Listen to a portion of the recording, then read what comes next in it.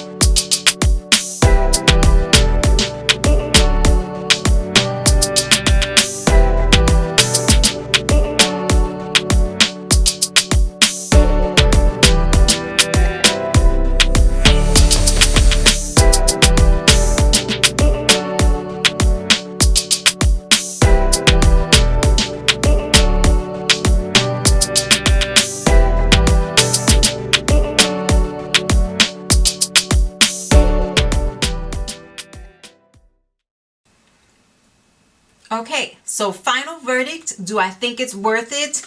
I absolutely think it is worth it. If these are the types of colors that call to you, then I definitely think it's worth it. It's not an expensive brand. We all know Colourpop is very affordable. We don't all have to use it to do a full face. Again, that's just something I kind of wanted to challenge myself to do. But in general, just the shadows, just the glitters, the shimmers, everything in here performs beautifully. They blend together beautifully. The pigmentation is there. I didn't have any issues using it. Even just pressing on the Super Shock shadows looked gorgeous. Went on seamlessly. It's not getting everywhere all over my face. And for the most part, I have more of a matte look going on today, except for the eyes and lips. And it stands out amazingly. I truly think it's worth it. I love the colors. If you don't already have these colors in your collection, go ahead and give it a shot. This will look beautiful.